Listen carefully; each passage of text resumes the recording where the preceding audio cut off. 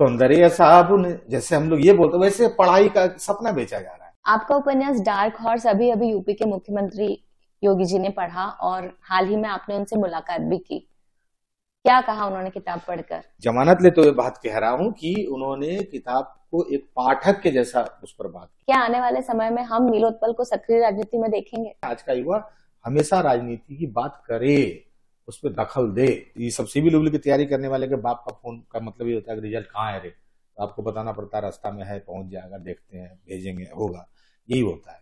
आप उधर से पूछते हैं पापा पैसा कितना दूर तक पहुंचा, उधर से बाप पूछेंगे बेटा रिजल्ट कहाँ तक चला। 12th फेल एक किताब आई थी, आपने पढ़ी ये किताब? बिल्कुल बिल्कुल जी, और हाल ही में इस किताब पर इसी नाम से एक पिक्चर भी बनी है। मैं मनोज सर को, श्रद्धा मैडम को जानता हूँ, मैं मिला भी हूँ जी, है ना, तो वो एक वास्तविक कहानी पर है और निश्चित रूप से एक बढ़िया किताब पे एक बढ़िया फिल्म बनी है।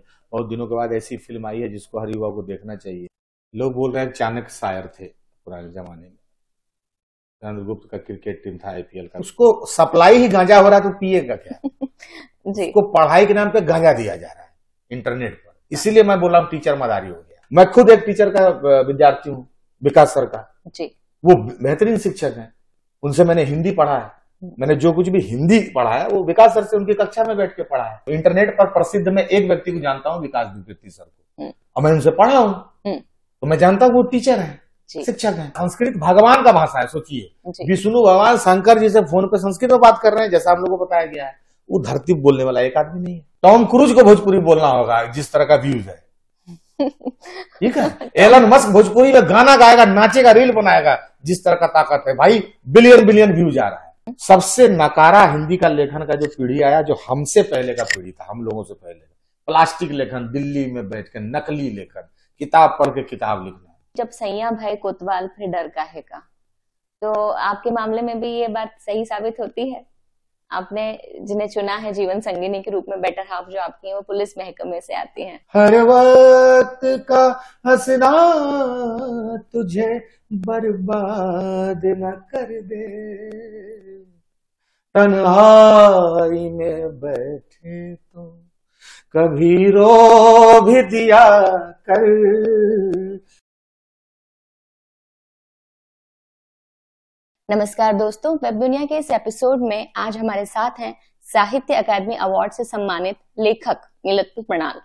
नीलोत्पल, आपका बहुत बहुत स्वागत है। बहुत बहुत धन्यवाद आपका गरिमा जी। वैसे तो आपसे बातें करने के लिए बहुत सारी क्वेश्चंस तैयार हैं, लेकिन सबसे पहले मैं आपसे जानना चाहूंगी कि जो ये आपकी लेखक होने की भूमिका है, इसमें मुखर्जी नगर की मिट्टी का योगदान है या गांव की पृष्ठभूमि से तैयार हुई है? दोनों है। आप जो मिट्टी लेके आए हैं गांव से, उसी को मुखर्जी नगर ने फिर बाद में अबीर बनाया। और क्योंकि आप जब लेखन करते हैं तो लेखन किसी एक पृष्ठभूमि के अनुभव का परिणाम नहीं होता है, उसमें आपके जीवन का पूरा अखाड़ा शामिल होता है। तो उसमें मेरा गांव भी है, मुखर्जी नगर में पढ़ने लिखने की दुनिया भी है, और भी कहीं जाता हूँ, घूमता हूँ, फिरता हूँ, जो चीजें देखता हूँ, वो सब का अनुभव जो है वो सब मिला के एक लेखक के तौर पर, लेखन के सामग्री के तौर पर तैयार होकर निकल के आता है।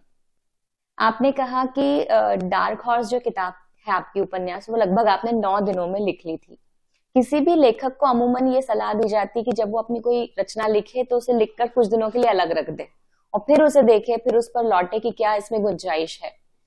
हालांकि डार्क हॉर्स को साहित्य अकादमी अवार्ड मिल चुका है, पर आपको कहीं लगा कि ये अगर मैं इसे और थोड़ा गुंजाइश देकर लिखता तो बाद में कुछ और सुधार हो सकता? किसी साहित्य कृति के लिए जल्दबाजी नहीं थी 9 दिन? कभी भी किसी कृति को लिखने के बाद इस बात के लिए आश्वस्त नहीं हुआ जा सकता कि इसे और बेहतर किया जा सकता था कि नहीं, क्योंकि साहित्य कोई साइंस तो है नहीं जिसमें आप फॉर्मुलेटिक ढंग से कुछ लिखते हैं। जो भी लिखा गया है उसमें भी कुछ गुंजाइश रहती है हमेशा कि और बेहतर किया जा सकता था कि नहीं। इसीलिए जो लिखा गया है उससे जो सुफल निकल के आ रहा है वही बेहतर है। डार्क हॉर्स ने किताबों की बिक्री का एक इतिहास बनाया, एक नई दुनिया बना दी, जिस पर अभी मैं तो एक साधारण सा लेखक हूँ, मेरे पीछे हजारों ऐसे लाखों युवा आएंगे जो लेखक बनने का सपना इसलिए भी देखेंगे क्योंकि उनको पता है कि डार्क हॉर्स जैसी कोई किताब है जो मिलियंस बिक रही है। जी हाँ। इसका मतलब उनके लिए एक तो मुझे लगता है मेरे जैसे साधारण आदमी के हाथ से ये बड़ा काम हो गया। तो मैं अब उस किताब के सामने जाकर कोई भी शिकायत नहीं कर सकता उससे कि मैं तुमको 9 के बजाय 9 वर्ष में लिखता, तो 9 दिनों के बजाय 9 वर्षों में लिखता तो मैं कैसा लिखता। और एक जो प्रोत्साहन, एक जो उम्मीद होती है वो भी उस किताब ने मुझे दी कि उसको साहित्य अकादमी से अवार्ड मिला, युवा अवार्ड, और पाठक भी दिया। तो आज के दिन में वो एक कल्ट है कि वो किताब, तो मुझे लगता है कि ठीक है। हाँ, जहां तक कि हड़बड़ी में, लेखन में हड़बड़ी दिन से नहीं मापा जा सकता, और लेखन में इत्मीनान दिन से नहीं नापा जा सकता है। कई लोग 10 वर्ष समय लेकर भी एक कोई कमजोर किताब लिख देते हैं, और कुछ लोग वक्त कम लेके भी अच्छा लिख सकते हैं। तो विचार पकने में जितना वक्त लगता है ये आप पे निर्भर करता है, वो व्यक्ति का अपना मसला व्यक्तिगत होता है कि वो तो विचार अगर है आपके पास, घनीभूत हो रहे हैं तो निकल के आ रहे हैं, तो ये कोई फार्मूला है ही नहीं कि ऐसा करना चाहिए, ऐसा ही करना चाहिए, ऐसा कुछ लेखन में होता नहीं है जी। जो लोग बोलते हैं कि पहले लिख के हट जाओ या नहीं करो, कुछ नहीं, हर आदमी के लिए अलग अलग तरीका होता है लिखने। यूपीएससी कोचिंग को आपने बंदर और मदारी का जो सर्कस कहा, उसका क्या कारण था? मैंने कोचिंग को नहीं कहा, मैंने रील पर कैरियर के सपने दिखाने वाले पूरे फॉर्मेट को ये बात कहा है, जहां पर शिक्षक को कक्षाओं की बजाय कैमरा के आगे कर्तव्य दिखाना पड़ रहा है, वो सर्कस का खिलाड़ी नजर आता है, और जहां छात्र हाथ में मोबाइल लिए, छात्र कतई नहीं बल्कि एक सब्सक्राइबर, एक श्रोता, एक दर्शक नजर आता है, जहां पर खुद टीचर कहता है कि मजा आया आपको, तो इधर से दर्शक लाइक करके कहता है मुझे मजा आया, सब्सक्राइबर मजा आया, सब्सक्राइब नीचे कमेंट कर रहा है। मैं इस पूरी परिपाटी को कह रहा हूँ कि हमारा शिक्षक अगर मदारी हो जाएगा तो परिणाम जो है वो तो शून्य में आएगा ही। हिंदी पट्टी में यही है। अंग्रेजी के आप कितने टीचर्स को यूट्यूब पे रील बना के कर्तव्य दिखाते हुए देख रहे हैं, और रिजल्ट 1000 में 990 अंग्रेजी वालों का है। तो जहां द्रोणाचार्य रील बनाने लगेगा वहां अर्जुन जो है सब्सक्राइबर ढूंढने लगेगा। द्रोणाचार्यों को तो अभ्यास कराना होगा द्रोणाचार्य के औदात्य के साथ, द्रोणाचार्य जैसे धीरोदात्त चरित्र के साथ। एक गुरु का मतलब भारीपन होता है, भारी जी। तो उस गुरुत्व गुरु में होना ही चाहिए। जो शिक्षक होने की कसौटी है उसको पूरा करना ही होगा। बाजार कितना भी बदल जाए, माध्यम कैसे भी आ जाए, जो गुरु होने की कम से कम जो मिनिमम जो कसौटी हो सकती है कि कम से कम निम्नतम कसौटी की, इतना के नीचे से काम नहीं चलेगा, उतना तो पूरा करना ही होगा। लेकिन यूट्यूबर जब टीचर हो जाएंगे, टीचर जब यूट्यूबर हो जाएंगे, ये दोनों उन कसौटियों को पूरा नहीं करेंगे। और हिंदी पट्टी का रिजल्ट अब मजाक बन गया है। आप देखिए अब तो सरकार का नजर पड़ने लगा है, वो अब विज्ञापनों पर रोक लगाने लगी है। वो सिलेक्टेड लोगों को करिए, तुम लोग विज्ञापन नहीं करो, साबुन नहीं बेच रहे हो, सपना को साबुन के जैसा बेचने लगिएगा तो होगा। जिस तरह से सपना बेचा, साबुन बेचते हैं हम लोग, सौंदर्य साबुन जैसे हम लोग ये बोलते हैं, वैसे पढ़ाई का सपना बेचा जा रहा है। मैंने उसको ये बात कही है। आज भी जो शिक्षक हैं, जो छात्र हैं, वो हैं, वो अपना परिणाम दे रहे हैं। मीडिया का इस्तेमाल तो हर कोई कर रहा है, आप, मैं, हम सभी कर रहे हैं। तो मीडिया का इस्तेमाल करना, मैं वही कहा कि मीडिया का इस्तेमाल करना और परिणाम देने में अंतर है। मेरे लिए कोई इम्तिहान नहीं है, मैं सपना थोड़ी बेच रहा हूँ। मेरा किताब नहीं भी उठेगा, नहीं भी पढ़ा जाएगा तो देश दुनिया का कोई नुकसान नहीं होगा। लेकिन एक लड़का जो 3 लाख रुपया लगा के सपना देख के आपके पीछे चला है, आगे जाके रील देखेगा, ले गए थे मंजिल दिखा रहे हैं रील, वहां तो सवाल होगा ना। ये सवाल फिल्म दिखाने वाले से नहीं पूछा जा सकता है, ये लेखक, कलाकार, गाना उनसे नहीं पूछा, ये मिठाई दुकान वाले से नहीं पूछा। मिठाई दुकान वाला रील बनाएगा, आइए हमारा मीठा मीठा है, खराब लगे तो पैसा वापस, वहां तो गारंटी है, दे देगा। यहाँ 3 लाख रुपया दीजिए और नहीं बने तो पैसा वापस होगा। अगर बाजार का ही नियम फॉलो करना है तो बाजार ऐसे भी सामान बेचता है ना कि अगर मेरा प्रोडक्ट खराब होगा तो मैं लौटा दूंगा, 3 साल की वारंटी, 2 साल की गारंटी, खराब हुआ तो कॉल सेंटर फोन करिए, मेरा मिस्त्री जाके उसको ठीक करेगा। तो बाजार जो इस्तेमाल कर रहा है उसमें ये सब टूल्स हैं। आपका पढ़ाई में ये टूल्स है कि अगर आप नहीं आईएएस बन सके तो पीसीएस बनवाने की गारंटी मेरी। अगर आप पीसीएस भी नहीं कर सकते हैं तो गैंगमैन रेलवे में बनवाएंगे, ये सर इनके पास इतनी व्यवस्था है। ऐसा है क्या? तो जहां स्वप्न बेचा जा रहा, जहां कैरियर बेचा जा रहा, उसकी तुलना बाकी वस्तुओं से नहीं की जा सकती कि इंटरनेट का इस्तेमाल तो सब कोई कर रहे हैं, इसलिए टीचर भी करेगा। हम ऐसा नहीं कर सकते। बेचे तो अंग बेचा जा रहा है, बच्चों का बॉडी बेचा जा रहा है, काट के तस्करी मानव करते हैं, तो उसको तरकारी बेचने वाले से तुलना तो नहीं कर सकते। क्योंकि सब्जी भी बेचा जा रहा है तो हम लोग आदमी भी बेचेंगे। वही बात है, शिक्षक का पदवी वो इतना ऊंचा है, उस पर कितना भरोसा है। आप एक छोटे से बच्चे को स्कूल भेज देते हैं, किसके भरोसे? आप अपने घर वालों पे भरोसा नहीं करते हैं। लोग नानी दादी के यहाँ बच्चा छोड़ के जाता है तो फोन पे बात करता है कि खेल रहा है ना, उधर तो नहीं गया, इधर तो नहीं गिरा है। लेकिन स्कूल जब भेजने के बाद 8 घंटा फोन उठा के एक बार भी टीचर को बोलती है क्या फोन करके, मेरा बच्चा ठीक है ना? कितना बड़ा भरोसा है वहां। वो भरोसा अगर बाजार में कर्तव्य करेगा तो दिक्कत। आपका उपन्यास डार्क हॉर्स अभी यूपी के मुख्यमंत्री योगी जी ने पढ़ा और हाल ही में आपने उनसे मुलाकात भी की, क्या कहा उन्होंने किताब पढ़कर? ये बिल्कुल निश्चित रूप से, और ये बहुत से लोगों के लिए आश्चर्य का विषय होगा कि भाई आज के पीढ़ी के किसी लेखक को, नए लोगों को उत्तर प्रदेश जैसे राज्य के मुखिया, कोई भी राज्य के मुख्यमंत्री, उनकी व्यस्तता किसी से वो बताने वाली बात नहीं, किस हद तक होती होगी।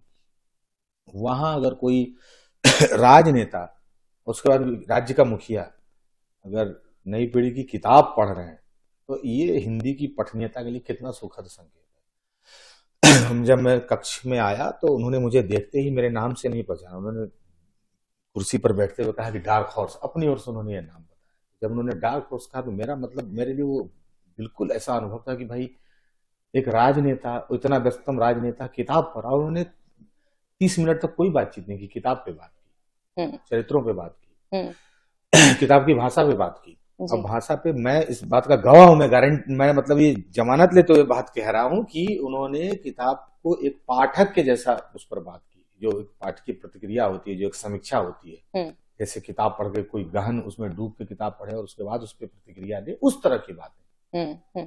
मैं खुद सोच रहा था कि भाई राज्य के मुखिया है, मैं कितनी देर तक यहाँ पर बैठ के इस पर बात करूंगा, लेकिन उन्होंने कभी ऐसा लगने ही नहीं दिया। मतलब मुझे बहुत अच्छा इस बात के लिए लगा कि हिंदी का एक लेखक किसी राज्य के मुखिया के साथ बैठ के अपनी रचना पर बात कर रहा है, ये बड़ी बात है, ये हिंदी के लिए बहुत प्रोत्साहन देने वाली बात है।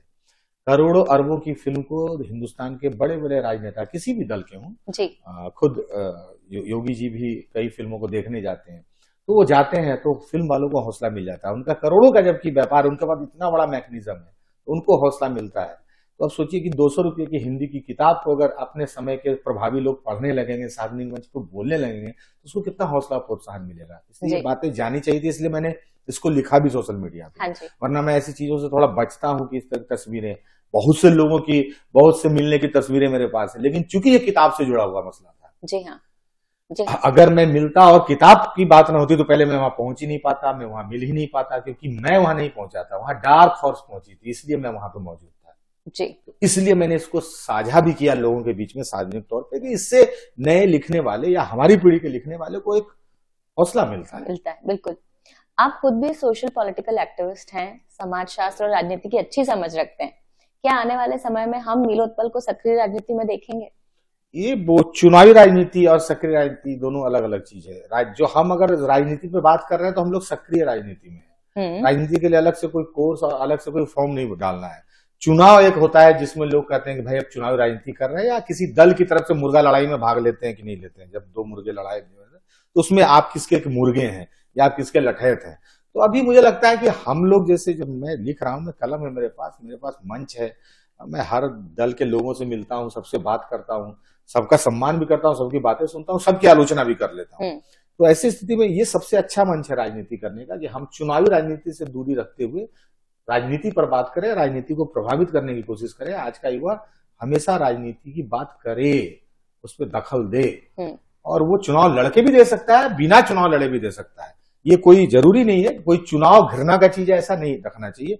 मैं नहीं लड़ रहा हूं, कोई और लड़ेगा, पर आपकी प्राथमिकता नहीं है वो। मैं लेखक हूं, मेरी तो जब भी प्राथमिकता रहेगी लिखना रहेगी, कि वही मेरी पहचान है। उसके बाद ही कुछ चीज आ सकता है जी। और इस देश में देखिए, लेखक वोखक को कौन, मैं चाहे कुछ भी लिख दूं, चाहे कितना भी पहचाना जाना चाहूं, लेखक से पहले की कतार में बहुत से लोग हैं। क्रिकेटर को आप वोट के लिए वोट दे सकते हैं, आप नृत्य करने वाले को दे सकते हैं, फिल्मों में काम करने वाले बड़े बड़े एक्टर और अभिनेता है, उनका चेहरा ज्यादा चमकता है, चमचमुआ है, तो वो टिकट की कतार में सबसे पहले वो होंगे। एक लेखक क्यों रहेगा? ये सब बात बोल के लेखक को भी झूठों का भरम हो, और हमको सुनकर दो चार को दूसरा लेखक बर्बाद हो जाए, कि उसको भी मन में लगे कि हम भी राजनीति करेंगे, चुनाव लड़ेंगे। लेखक तो इस सब मामले में बहुत पीछे खड़ा है, वो आगे खड़ा हो सकता है विचार में, वो करे विचार की राजनीति, वहां वो सबसे आगे रहेगा, सबको धकेल के पीछे कर देगा।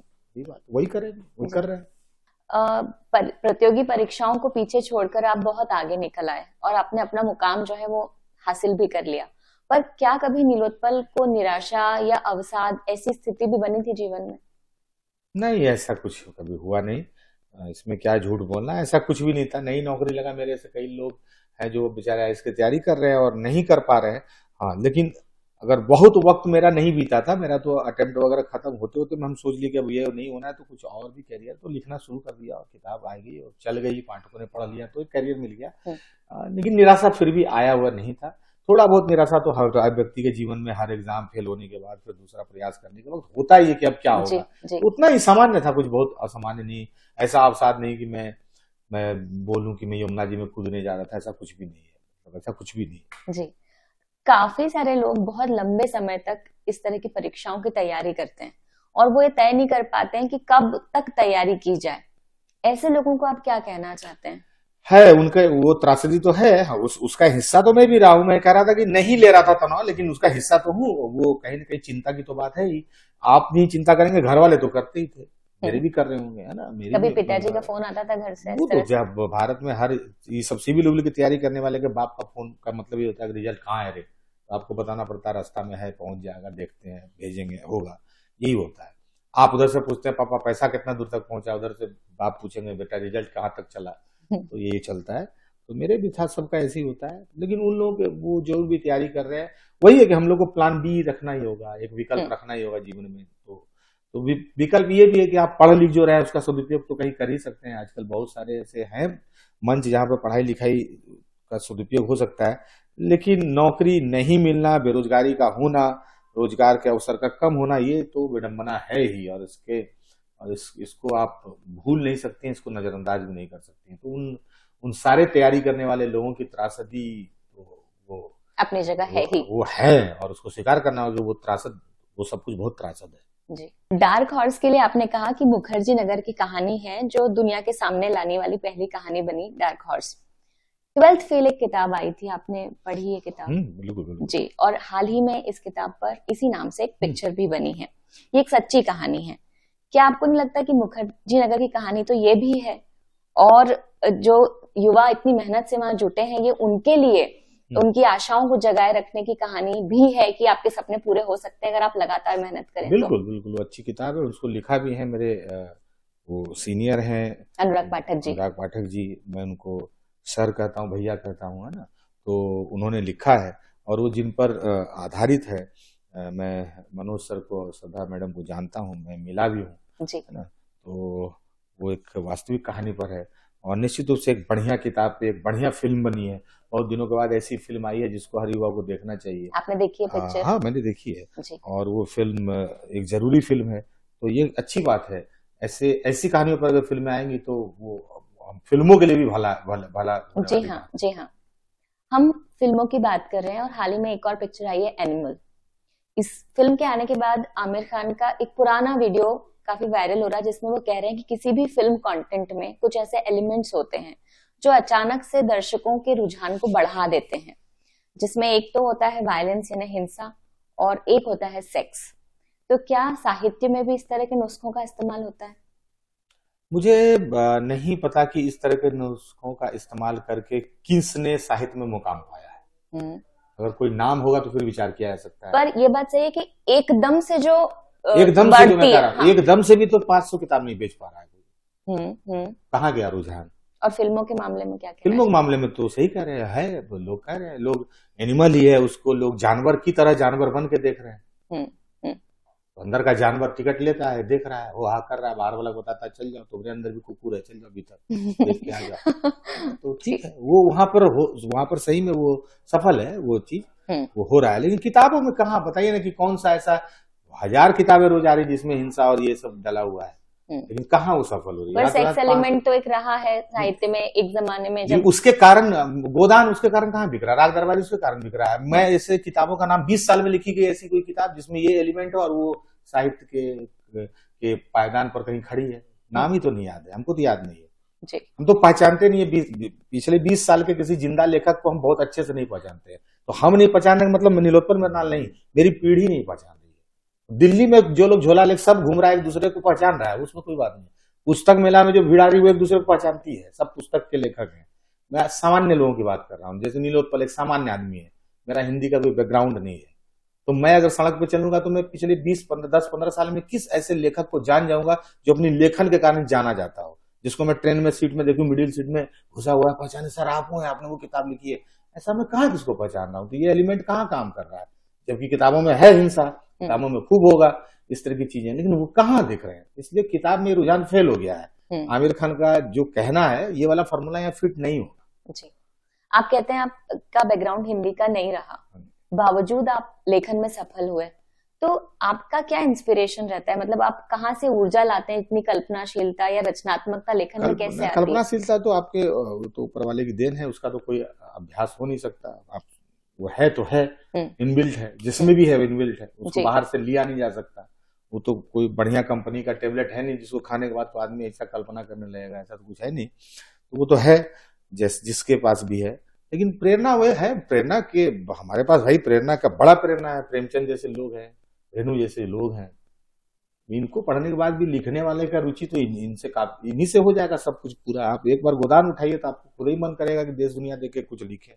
यही है, यही दो ऐसे लेखक जिनको मैंने पढ़ा, कभी भी जीवन में जब भी पढ़ा तो लिखने का मन किया। ये सबसे बड़ी प्रेरणा है।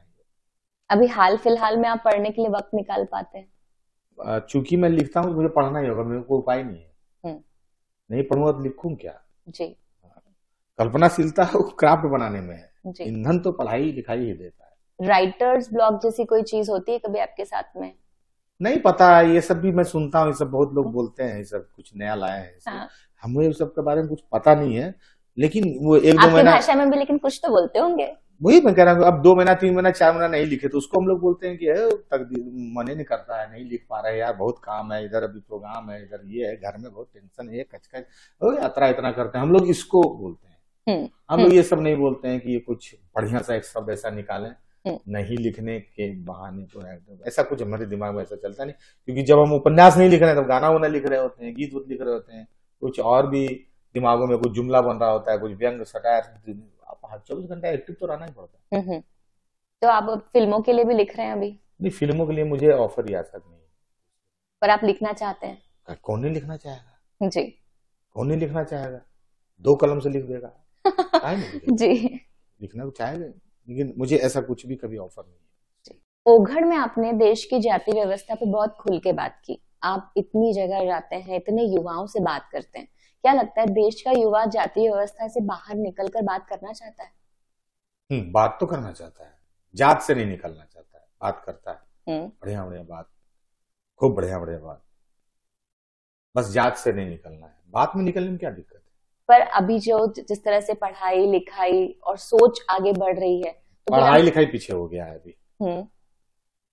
लोग बोल रहे हैं चाणक्य शायर थे पुराने जमाने में, चंद्रगुप्त का क्रिकेट टीम था आईपीएल का सबसे पुराना। पढ़ाई लिखाई खत्म हो गया है, पता नहीं क्यों हो गया, क्योंकि स्कूल जो कॉन्वेंट है उनको क्या पढ़ाना है इस सलीका उनको नहीं पता है, उनका सिलेबस पूरा है।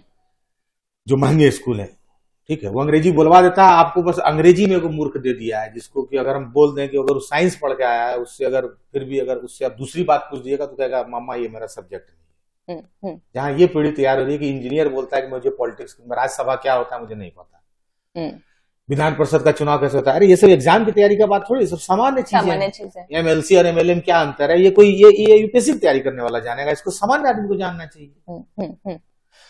तो समग्रता में पढ़ाई का ढांचा ध्वस्त हो गया है, विश्वविद्यालय में पढ़ाई नहीं हो रहा है, प्रोफेसर सबको बूथ कमेटी का एजेंट सब हो गया है, या फेसबुक का ट्रोलर सब बन गया है, वेतन खाता है सब सरकार का, और बैठ के ट्रोलर किसी न किसी पार्टी का किसी न किसी दल से हो गया है। सब चाय का चुस्की लेकर देश चला रहा है, चलाना उसको क्लास है, कोई नहीं तैयार है। तो पढ़ाई का ढांचा चरमरा गया है। इसलिए मत बोलिए कि पढ़ाई में बढ़ रहा है देश, इतिहास का ऐसा इतिहास का ज्ञान आप देखिएगा, आप इंटरनेट पर ढूंढ लीजिए ना, आपको इतिहास का ज्ञान मिल जाएगा, लोग क्या पढ़ रहे हैं। हाँ, आपका एक मुखर्जी नगर का वीडियो भी काफी वायरल मतलब कहीं भी आप जाके देखिए ना, क्या लोग पढ़ रहे हैं पता नहीं पड़ रहा।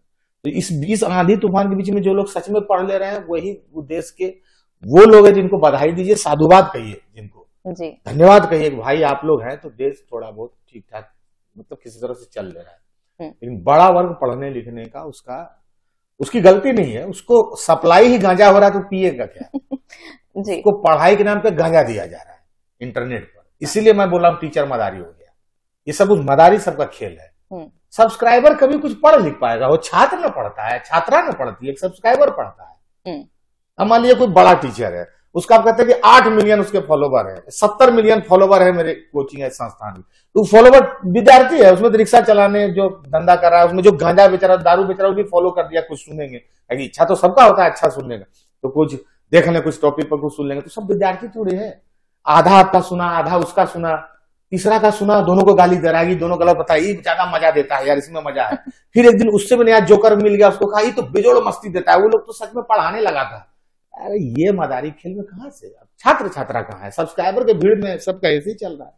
पर जिनको आप मदारी कह रहे हैं, इनमें से कुछ लोग, कुछ नाम ऐसे भी हैं जिनको छात्रों के अलावा एक बड़ा इंटेलेक्चुअल वर्ग या सामान्य वर्ग भी काफी पसंद करता है, उनसे मोटिवेट होता है। इसमें क्या बुराई है? कोई बुराई नहीं है इसमें, मैं रिजल्ट की बात कर रहा हूँ। नहीं, पर कोई एक बच्चा जो कोचिंग तक नहीं पहुंच पाता, अभावग्रस्त है, अगर वो उनसे प्रेरणा लेकर इस तरीके से भी पढ़ ले तो बहुत अच्छी बात है। मैं तो उनसे बात कर रहा हूँ जो 3 लाख रुपया दिया है, मैं उसकी बात कर रहा हूँ। जो मोबाइल में आप मान लीजिए कहीं नहीं पहुंच पा रहा, आपको कुछ दिखा, अच्छा ज्ञान का बात दिखा, आप जान गए तो आप जान गए, अच्छी बात है। हाँ। फिर वो लड़का यूपीएससी तो नहीं कर रहा है, वो लड़का पीसीएस थोड़ी कर रहा है। और दूसरी बात, वो जो 2 लाख 2.5 लाख देके क्लास में जब जाएगा, इसी भाव में देखेगा, क्योंकि पढ़ाने वाले को आदत हो जाएगा हमको यही करना है। तो वो 2.5 लाख मत लीजिए, आप फ्री कर दीजिए, उसके बाद देखिए सब कुछ अच्छा है। पैसवा लेने वाला का दुख कोई नहीं समझ रहा है ना, लोग समझ रहा है नहीं भारत इससे मोटिवेट हो रहा है। अरे तो भारत से पैसा ले रहा है, पैसा उस विद्यार्थी से लिया जा रहा है जिसका खून पसीना लग गया है, उसको मुक्त कीजिए ना, उसका पैसा लौटा दीजिए, भारत को मोटिवेट कीजिए आप।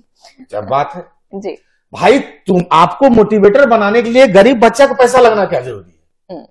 उसका हसरत सपना पूरा करने के लिए उसका क्या जरूरत? आप मोटिवेशन देके ब्लॉक कीजिए एडमिशन को, कई मोटिवेटर है इस देश में, कई ऐसे मोटिवेटर है जो कोचिंग नहीं चला रहे हैं जी। हाँ, तो वो कोई अलग बात। और दूसरी बात आप कह रही 1-2 लोगों को, तो 1-2 लोग तो हैं जो अच्छे शिक्षक हैं, बहुत अच्छे शिक्षक हैं, तो वो 1-2 लोग से पूरे चीजों को नहीं दिखा सकता। हाँ। मैं खुद एक टीचर का विद्यार्थी हूँ, विकास सर का जी, वो बेहतरीन शिक्षक हैं, उनसे मैंने हिंदी पढ़ा है, मैंने जो कुछ भी हिंदी पढ़ा है वो विकास सर से उनकी कक्षा में बैठ के पढ़ा है। तो एक टीचर से आप नहीं कह सकते ना कि इंटरनेट पर सब कुछ अच्छा आ रहा है। कई मदारी आप देखेंगे उछलता है, कूदता है, शीर्षासन मुर्गा बन जाता है, गणित पढ़ा रहा है, अंग्रेजी पढ़ा रहा है, इस तरह से करता है वो लोग। यूपीएससी में पढ़ाने वाला को कहता मैं गुंडा का औलाद, मैं पहले डकैत था, बाद में मैं वाल्मीकि, डाकू रत्नाकर से मैं बाद में वाल्मीकि हो गया, इस तरह के लोग आ रहे हैं। मैं उन सब की बात कर रहा हूँ जी। अब मैं एक बस इंटरनेट पर प्रसिद्ध मैं एक व्यक्ति को जानता हूँ, विकास द्विवेदी सर को, और मैं उनसे पढ़ा हूँ, तो मैं जानता हूँ वो टीचर है, शिक्षक है, लेकिन मैं उनको आगे करके ये जो जितना ही जोकर और मदारी का जो फौज खड़ा है उस सबको जस्टिफाई नहीं किया जा सकता। भाषा पे अगर हम बात करें तो कई लोग हिंदी में अंग्रेजी के प्रयोग पर बहुत बुरा मानते हैं, लेकिन आजकल हिंदी में उर्दू का जो प्रयोग है उसको लेकर भी परहेज करने की बात की जाती है कि एक तरह से घुसपैठ है या भाषा की अशुद्धि है। आप मानते हैं ऐसा? एक आदमी खाली ला दीजिए जो बिना उर्दू, फारसी और लोक बोली को बोले एक वाक्य बोल के दिखा दे जी। पहले वो आदमी तो आए। समय समय पर बोला जाता है, इसको लेकर विवाद भी होते हैं, अलगाव भी होता है, वेमिनिस्ट भी होता है। कहाँ है अलगाव? देखिए हिंदी फिर वो तद्भव नहीं है, तत्सम आ गया फिर कहाँ है? हाँ, है तो बिल्कुल भी नहीं। तो फिर वो ये बोल कौन रहा है जब ऐसा कोई आदमी इंसान पृथ्वी में बचा ही नहीं है जो बिना उर्दू, फारसी और लोक भाषा के हिंदी बोला कैसे जा सकता है? मुझे यही जानना है। हिंदी का इतिहास ही है, तो खड़ी बोली का इतिहास भी हो, तो भाई उर्दू, फारसी के और लोक भाषाओं के मिश्रण से ये बोली जो हम हिंदी का जो आज का स्वरूप देख रहे हैं उसमें इन सबको लेके ही आप हिंदी बना सकते हैं। इसके बिना कोई हिंदी ऐसी है ही नहीं जी। शुद्ध हिंदी जैसी कोई ये एकदम फैक्ट है, लॉजिक है, फैक्ट है। शुद्ध हिंदी जैसा कोई भाषा ही नहीं इस दुनिया में जी। किसकी बात हम लोग कर रहे हैं? सब झूठ का बात। नहीं, बात आपकी सही है, पर अंग्रेजी के भी कई ऐसे शब्द, अंग्रेजी के भी आएंगे, उर्दू का आ रहा है तो अंग्रेजी का आने में क्या दिक्कत जी। अब लिपि थोड़ी ध्वस्त हो रही है। और हिंदी लोग जितना हिंदी जो लोग बचा रहा है, जिसको हिंदी बोलना नहीं आ रहा हिंदी बचा रहा है, और जो बोला आ रहा है इतने सदियों से हिंदी, वो तो अभी तक मरा नहीं जी। जब फारसी से नहीं मरा, उर्दू को अपने में समा लिया हिंदी। अंग्रेजी के शब्द जो आप बोल रहे हैं, तो अंग्रेजी के शब्द आज की जरूरत है। इस तरह का ये नौटंकी करके के बीच में अंग्रेजी नहीं बोल, कौन नहीं बोल रहा है? एक आदमी ऐसा होना चाहिए ना जो ये काम नहीं कर रहा है। एक उदाहरण मांग रहे हैं जो अंग्रेजी के शब्दों का इस्तेमाल नहीं कर रहा है, उसके बाद उसका दशा उसका देखना चाहते हैं वो कर क्या रहा है। अरे भाई, जिस भाषा में नौकरी मिलेगा वो भाषा पढ़वाइए। ये सब लड़ाई अंग्रेज चले गए, अंग्रेजी को भगाना है, रोटी कहाँ से खाना है। नहीं, बात तो आपकी सही कि जो भाषा रोजगार देती है उसमें पढ़ाई जरूरी है, पर हिंदी में रोजगार हिंदी मरा ही नहीं है आज तक। हिंदी को कोई नहीं मार सकता है, बहुत ताकतवर। लेकिन रोजगार रोजगार है नहीं। हाँ। तो जब रोजगार नहीं दीजिएगा तो भाषा थोड़ी बचेगा। संस्कृत भगवान का भाषा है, सोचिए विष्णु भगवान शंकर जी से फोन पे संस्कृत में बात कर रहे हैं, जैसा हम लोग को बताया गया है। वो धरती बोलने वाला एक आदमी नहीं है जी, काहे उसमें रोजगार नहीं है जी। जो 2-3 आदमी बोल रहा है उसका रोजगार है, बेचारा संस्कृत में मंत्र पढ़ता है तो उसको दक्षिणा मिल रहा है। हम खुद ही पंडित हैं, लेकिन हम संस्कृत नहीं जानते, हमारा बिजनेस उससे नहीं चला, हम काहे संस्कृत पढ़ने जाएंगे। हमको कभी नहीं बोला हमारा बाबा दादा कि बेटा मंत्र याद कर लो इससे पैसा। हाँ, अगर हमको रोजगार कुछ भी नहीं होता, कोई काम नहीं करते, तो तुरंत हमको दादाजी बोलते 4 गो संस्कृत का मंत्र सीख लो, पंडित का लड़का होकर दान दक्षिणा मिलता रहेगा, बोलते ना जी। यानी पेट भाषा चलाएगा, मस्तिष्क शायरो शायरी कविता बनाए, भाषा तो जिंदा रहेगा पेट से ना। जी बिल्कुल। आज भोजपुरी ताकतवर भाषाओं की कतार में खड़ी है। एक गाना भोजपुरी का आता है ना 600 मिलियन जाता है, ठीक है। टॉम क्रूज को भोजपुरी बोलना होगा जिस तरह का व्यूज है, ठीक है। एलन मस्क भोजपुरी में गाना गाएगा, नाचेगा, रील बनाएगा, जिस तरह का ताकत है भाई, बिलियन बिलियन व्यूज आ रहा है, ठीक है। भोजपुरी का गाना अमेरिका के बिहार में बज रहा है, वहां लोग नाच रहा है, झूम रहा है, देखिए ताकत भाषा का। पंजाबी गाना हमारे यहाँ आरा, छपरा और मुंगेर, पूर्णिया, खगड़िया, सहरसा, किशनगंज, सिवान में, अब हजारीबाग, रांची में, गुमला में, दुमका में, देवघर में, गोड्डा में, पाकुड़ में बज रहा है भैया पंजाबी गाना। नहीं समझ रहा को सड्डे नाल इलिंग बिलिंग नाच रहा है, सब झूम रहा है, ये भाषा की ताकत है। तो पंजाबी गायक को लोग पहचानने लगा है, जान ये है भाषा की ताकत। और ये यही होना चाहिए। ग्लोबलाइजेशन का मतलब खाली जो है कि सस्ता क्या बोलते हैं पिज्जा खाने के लिए ग्लोबलाइजेशन, पास्ता कहीं भाषा में ग्लोबलाइजेशन नहीं आएगा। ग्लोब में भाषा नहीं है क्या जी, तो होगा ना। वही सब शुद्धता का बात, शुद्ध में भाई एगो नौकरी दिलवाओ ना शुद्ध हिंदी बोलवा के हमको, तुम देख लें जी। तो जो नौकरियां दे रहा है उसको बोलो ना शुद्ध हिंदी कर रहा है, आदमी कायल तंग करना, बोलने दो। हिंदी लेखन में आप जैसे लेखकों को देखकर और भी युवाओं का रुझान बढ़ा है, और कई सारी ऐसी वर्कशॉप्स भी चलाई जाती हैं जिनमें एक फीस लेकर लेखन सिखाया जाता है। आप क्या सोचते हैं, ये संभव है? मुझे नहीं पता, मैंने अभी तक ऐसा वर्कशॉप नहीं किया है। मेरी बड़ी इच्छा है कि मैं भी पैसा लेकर किसी को ये सब सिखाऊं, लेकिन मैं बहुत फ्री में भी सब बात बोल चुका हूं भाई, इसका कोई ये है नहीं। तो मैं इसके लिए मैंने आज तक कोई वर्कशॉप किया नहीं है, तो मुझे पता नहीं ये लोग क्या सिखाते हैं। पर ईमानदारी से अगर हम बात करें तो क्या सच में मैंने सुना नहीं है, तो मैं कैसे बताऊं। मैं लेखन सिखाया जा सकता है, मैं एक बार देखना चाहता हूँ, मुझे नहीं आइडिया है, लेकिन एक बार मैं देखूं तो वो लोग बोलते हैं क्या है, तब मैं समझ पाऊंगा। तो अब मैं पैसा देकर भी देखने के मूड में हूं नहीं। मुझे किसी वर्कशॉप में मुफ्त में बुलाए और सुनने का थोड़ा पैसा दे दे आप इस वर्कशॉप में आगे बैठे हैं, इसका हम आपको ये पे करेंगे, तो मैं फिर जानूं कि भाई क्या है ये चीज। मुझे एकदम आइडिया नहीं है। मैंने 1-2 लेखकों से बात भी की कि आप लोग क्या बताते हैं, उन्होंने मुझे नहीं बताया। मैंने कहा हम भी इस बिजनेस में आ जाएंगे और हम भी बताएंगे। और हमसे कोई आज तक वर्कशॉप वाला संपर्क किया भी नहीं। वो पता नहीं हमको ऐसे देखता होगा बोलते हैं, और तो उसको लगता होगा सब बता देगा, पता नहीं बाहर पे दूसरा वर्कशॉप क्या है। तो हम उतना गूढ़ रहस्य वाला आदमी भी नहीं है कि वो बताएंगे कि आओ इधर तुमको खोपचा हिंदी 15 दिन में प्रेमचंद नहीं पैसा वापस, इस तरह का बात हमको नहीं पता है। जब तक हम ये सुनेंगे नहीं कि वो लोग बोलते क्या है, तो मैं उस पर कुछ क्या बोलूँ, मुझे नहीं आइडिया है, एकदम नहीं आइडिया जी। और लोग सीख रहे हैं, लोग सुनते हैं, बन रहे हैं। मैं कई लड़कों को देखता हूँ कि मैं वर्कशॉप से आया तो मैं लेखक हो गया, तो कुछ बताते होंगे, कुछ बताते तो जरूर होंगे, पता नहीं क्या बताते हैं। पर जो वर्कशॉप से आते हैं वो फिर कभी सफल लेखक कहीं स्थापित हो पाते हैं? नहीं, जो लोग सफल लेखक तो हिंदी में कहाँ से पाइएगा। जो लोग साक्षात प्रेमचंद जिनको ऊपर से भेजा आशीर्वाद देके, जो मैं बोल रहा हूँ मेरी पिछली पीढ़ी सबसे नकारा हिंदी का लेखन का जो पीढ़ी आया, जो हमसे पहले का पीढ़ी था, हम लोगों से पहले प्लास्टिक लेखन, दिल्ली में बैठ कर नकली लेखन, किताब पढ़ के किताब लिखना, शहर में आया नौकरी करने, पहला पीढ़ी गांव देहात से निकला, पूरा रोमानी लिखना शुरू किया। याद आती है पगडंडिया, सरसों की भीनी खुशबू, गुलाबों के फूल, आम का बौराना, पूर्वा का चलना, पछिया का हिलना, ये सब जो किया है लोग, याद नहीं है कौन लेखक था। आज भी हमको दौड़ के जाना है तो जो आखिरी लेखक आता है तो हम कहते हैं भाई अज्ञे के पास जा रहे हैं, शेखर एक जीवनी, मुक्तिबोध के पास जा रहे हैं, ब्रह्म राक्षस पढ़ रहे हैं, उधर पीछे ही बढ़। हाँ, इधर वाले में जो एकदम नीचे जो सट जाता है बॉर्डर, तो काशीनाथ सिंह जी हैं, अमरकांत जी हैं, इन लोग एकदम बॉर्डर पर। इन लोगों को इसके बाद हम काहे किसी को पढ़ने जाएंगे। ये जो फेसबुक पर अभी जिंदा लोग जो है, जो हम लोग से पीछे वाला पीढ़ी था, ये सब किताब समझे जाता है लोग क्या लिखे। हिंदी का ये लोग कमाता था प्रोफेसर बन के, वकील बन के, नौकरी करके। और शौक के लिए किताब लिखता था, उसी को हिंदी का मुख्य धारा बना दिया ये लोग, सब कबाड़ा कर दिया। और ये दिमाग में भर दिया कि ना हिंदी पढ़ी जाती है ना हिंदी में किताबें बिकती है, क्योंकि इनको कोई मतलब ही नहीं था। ये लोग अपना रोमानी जीवन लिखते थे, आम आदमी से कटा हुआ जीवन। चांदनी चौक में अगर कुछ खा लिया कुलचा तो वो संस्मरण लिख दिया, गया किताब लिखवा दिया। अब वो चांदनी चौक का बात, चांदनी चौक में काम करने वाले पूर्वांचल के मजदूरों के पीठ का छिलन लिखोगे तो समझ में आवेगा।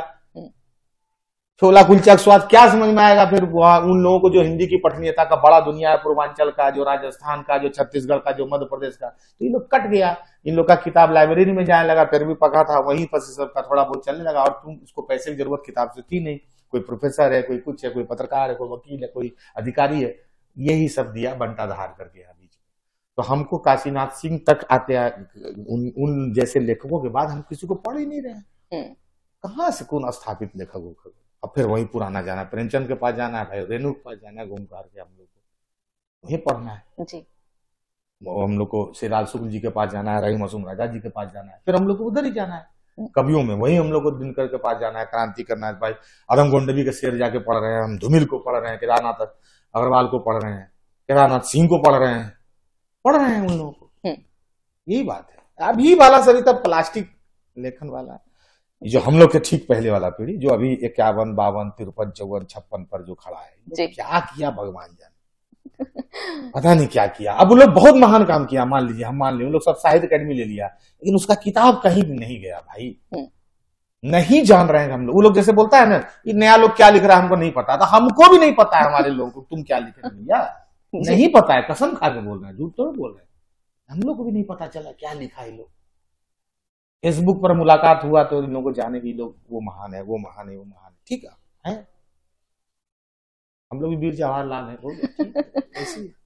फिर भी जो युवा आज हिंदी लेखन में करियर बनाना चाहते हैं, उनको आप क्या सलाह, क्या टिप्स, इनफैक्ट मार्केटिंग को लेकर भी क्या कहना चाहिए? मार्केटिंग कुछ नहीं है हिंदी में, मार्केटिंग का कोई टिप्स नहीं है, कोई किताब मार्केटिंग से नहीं बिकी। एक नाम बताइए किताब जो किताब का कंटेंट नहीं हो, दमदार हो, वो बिक जाए। एक किताब हिंदी में तो मार्केटिंग के बल पे हो। एक खराब किताब का नाम बताइए, कहेगी ये बिका है लेकिन उसमें दम नहीं है ही नहीं, हमको पता ही नहीं। अरे भाई 5000 किताब तक जाने में जब हालत खराब हो रहा है, मार्केटिंग क्या है? हिंदी में मार्केटिंग नहीं। देखिए, कई सारे नए युवा लिखना तो चाहते हैं, लिख भी लेते हैं, लेकिन किताब लिखना एक बात है और उसको प्रकाशित करवाना दूसरी बात है। ऐसे में देखने में आता है कि जो स्थापित प्रकाशक हैं वो बड़े लेखकों को ही चुनते हैं, और जो नया लेखन है भले ही वो कितने ही अच्छा हो, उनके लिए तो वो बहुत आकाश कुसुम की तरह हो जाता है। ऐसा नहीं है, आपको जरूरत ही नहीं है प्रकाशक की आज के टाइम में। अच्छा लेखन है तो वो जाएगा पाठक के पास, किसी भी प्रकाशक से आ जाइए, कोई बात नहीं जी। क्योंकि जो लोग आ रहे हैं नए लोग बड़े प्रकाशक से, वो कहाँ पहुंचे हैं उनका पता करवाइए। मैं तो नाम पूछना चाहता हूँ लोगों से। अब कहता हूँ लाओ रॉयल्टी का वो पेपर जो जिसमें हिसाब उसाब लिखा होता है, इतना कॉपी बिका, इतना पैसा मिला, कहाँ वो ला के देना। इतना सोशल मीडिया में लोग अपने को उघार के बैठ गए हैं, हम हर तरह से नंगा है, लेकिन किसी लेखक का रॉयल्टी का स्लिप देखे हैं क्या सोशल मीडिया पर? जी ये नहीं है, किताब तो बिक रही जी, कहाँ से लोग दिखावेगा। एक लोकोक्ति है कि जब सैया भय कोतवाल फिर डर काहे का, तो आपके मामले में भी ये बात सही साबित होती है। आपने जिन्हें चुना है जीवन संगिनी के रूप में, बेटर हाफ जो आपकी है, वो पुलिस महकमे से आती हैं। मेरी शादी 2 साल पहले हुई है और मेरा लड़ने का इतिहास 10 साल का है। और निडर हो गए? तो नहीं, मैंने बड़ी लड़ाइयां, अभी मैंने 2 साल से शायद लड़ाई ही नहीं लड़ी है कोई। मैंने अपने जीवन में बड़ी बड़ी लड़ाइयां बहुत लड़ी है और लड़ता रहूंगा। तो इसलिए वो अपना काम कर रही है, मैं अपना काम कर रहा हूँ, और उनकी जरूरत मेरे लिए नहीं है, उनकी जरूरत समाज के लिए ज्यादा है। उनकी नौकरी मेरे लिए नहीं लगी है, उनकी नौकरी लगी है आम आदमी का काम करने के लिए। उन्होंने जो परीक्षा पास किया है और जो नौकरी लेके जो शपथ खा के नौकरी में गए हैं, वो है लोक सेवा जी। घर सेवा, गृह सेवा, पति सेवा नहीं। तो घर में किसकी चलती है, तमंचे की या कलम की? नहीं, हम लोग घर में शासन चलाना हमारा उद्देश्य नहीं है। 2 आदमी, चूंकि वो उनके घर से और मेरे घर से, जो हम लोग भोपाल में रहते हैं भाई, तो अकेले रहना है हम लोग दोनों को। हम लोग दोनों घर में किसकी चले उससे ज्यादा महत्वपूर्ण है कि दोनों मिलकर घर चलाएं, ज्यादा बेहतर है। तो भाई एक पुलिस की के नौकरी का जो भी है वेतन और मेरा जो कविताई और लेखन का रॉयल्टी, क्योंकि देखिए जिस उम्र में है, जो युग है, हर आदमी सुविधा सुख तो चाहता ही है। मैं ये तो नहीं कहूंगा कि मैं घास की रोटी खाना खाता हूँ और रात को तलवारों पर सोता हूँ और जब सुबह उठता हूँ तो मैं शीर्षासन करता हूँ तीर और धनुष बिछा के। तो नहीं होता है ना, हर आदमी को ये है एक अच्छा जीवन लेखन करके मैं पा सकूं और पत्नी के लिए भी कुछ कर सकूं, और वो भी सोचती है कि मैं नौकरी करते हुए एक अच्छा जीवन अपने लिए कर सकूं, अपने आगे के भविष्य के लिए कर सकूं, पति के लिए कर सकूं, घर के लिए कर सकूं, ये सोचते हैं। हम लोग दोनों घर चलाने में ज्यादा फोकस है, घर में किसकी चले इससे ज्यादा बेहतर है। वो घर में लोग दोनों नहीं रहते हैं, घर में चलना किसका है। पुलिस की नौकरी में लगभग 24 घंटा आपको ड्यूटी है, मैं व्यस्त है, आप 3 घंटा 4 घंटा सोना है, और हमारा काम है कि महीना में 20 दिन बाहर रहना है, 15 दिन बाहर रहना है। घर में को रहेगा तब तो चला चली का झंझट होगा। जी जी। अच्छा, आप गीत संगीत में रुचि रखते हैं, संगीत की भी अच्छी परख है आपको, तो आपसे हम एक तो वो गीत सुनना चाहेंगे जो कि आपका काफी पॉपुलर हो चुका है, जगत माती का ढेला रे, और साथ ही आप सुगम संगीत भी तो सुनते होंगे, कोई फिल्मी गीत जो आप कभी अकेले में या सफर में सुनते हो। मैं ऐसे सुनाता हूँ, एक सुनी हुई गजल एक सुनाता हूँ। उजड़े हुए लोगों से गुरेजा न किया कर, उजड़े हुए लोगों से, मंसूर अली खां का ये गजल है। हर बात का हंसना कहीं बर्बाद न कर दे,